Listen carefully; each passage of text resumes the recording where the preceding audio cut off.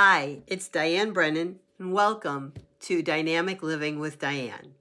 And if you're wondering where I've been for the past few weeks, I'm sorry I disappeared. And I'm going to start with what happened before I get into today's subject. So first, about 3 weeks ago, I came down with what I discovered was razor throat COVID. And it starts with a sore throat and a fever. And I went to bed Saturday night 3 weeks ago with that coming on. It took me 2 nights to break the fever. Um, for a while there, during the second week, I actually had like very little voice. So my mother was a good bit deaf, and I was at a hoarse whisper, and communication was fun. At the same time, or right after that, she took a really steep downhill dive. And that culminated in us putting her on hospice, not this past Sunday, the Sunday before, and Friday in the very wee hours of the morning, she passed. She was in a lot of pain. She was really suffering a lot. So I'm grateful that that is over. And she's in a much better place now. And I've had confirmation of that. I have friends who are psychics and mediums, so I've had some contact. Anyway, so between those two things, I ended up not being able to make videos for a few weeks there. I just finally got over the whole throat thing and all of the mucus a couple days ago.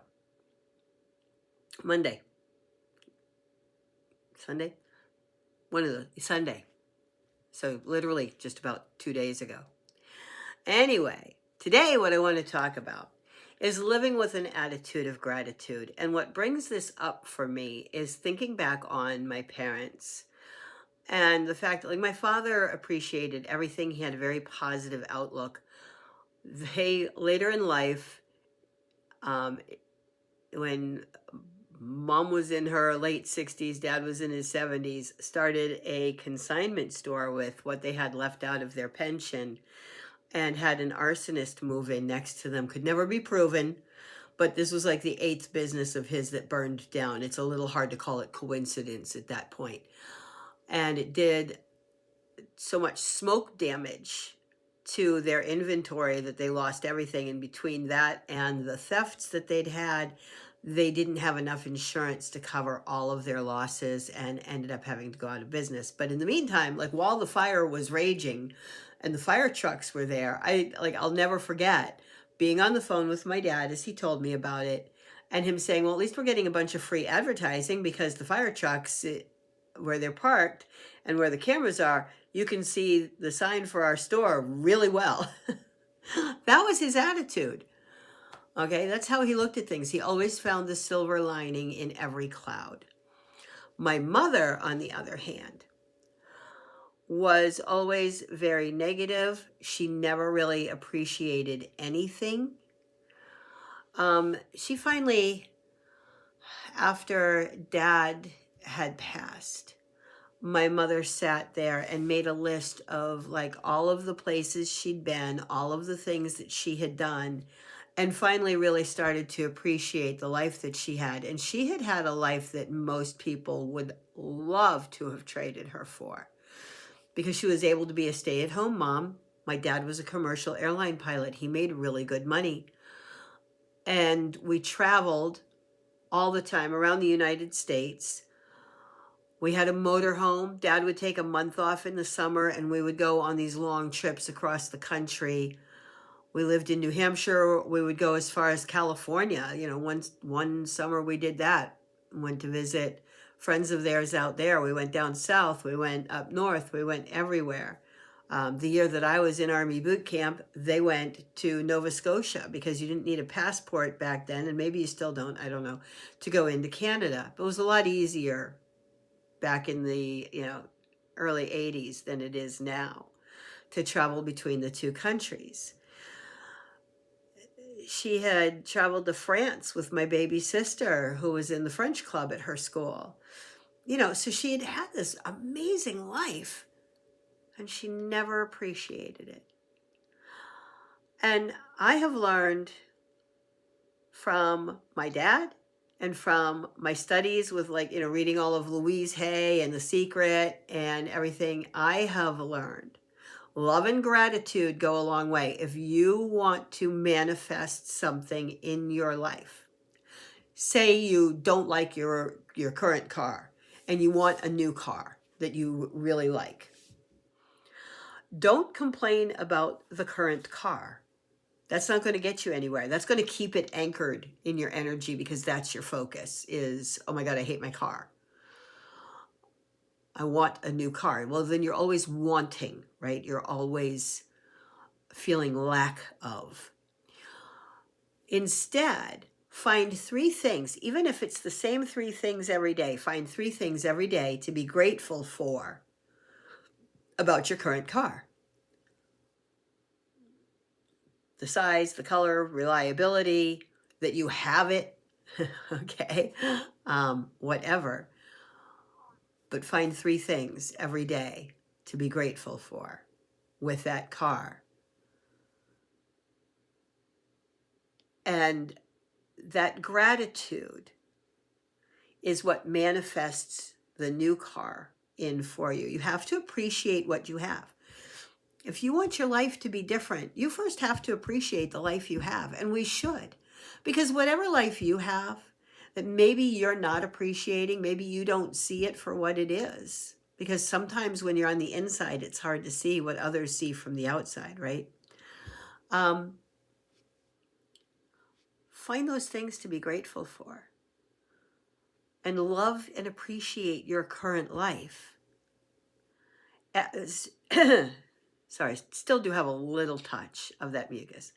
As you work to manifest through your heart, through love and appreciation, the new that you desire. Notice the change, not that you want, you're not lacking it, it's already there, or you wouldn't be thinking about it. But the change you desire, that you feel an emotion for. You have to feel emotions about something. It can't all be up here. You have to feel it. And you have to feel like it's already there, because it is. When I'm feeling like I have, low funds or low budget, and oh my God, I need more money, that lack, I start focusing on the abundance around me, all of the books I have, all of the things that I'm surrounded by. I have all of this stuff.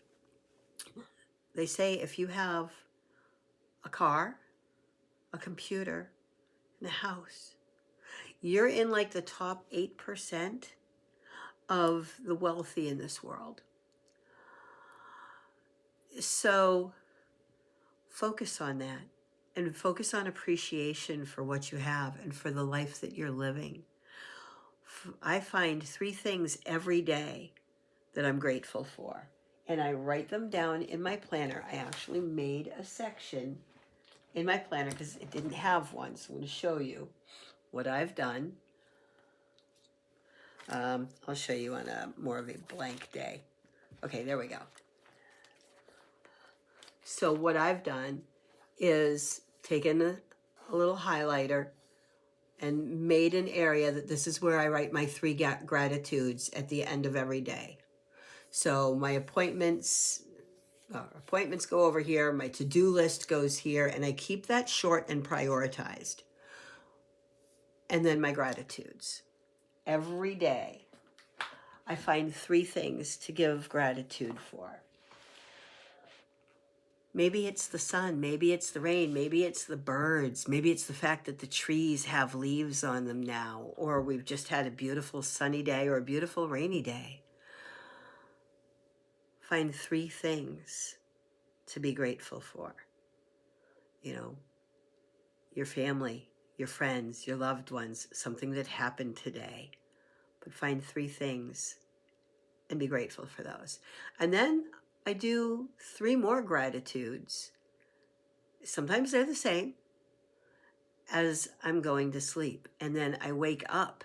And the first thing I do waking up, and I learned this one from Louise Hay's books, is I give thanks to my bed because I've just had a good night's sleep on it. And it was there to support me while I slept. One of the things you want to manifest a new mattress, give gratitude for the one you have, because at least you're not sleeping direct on the floor, right?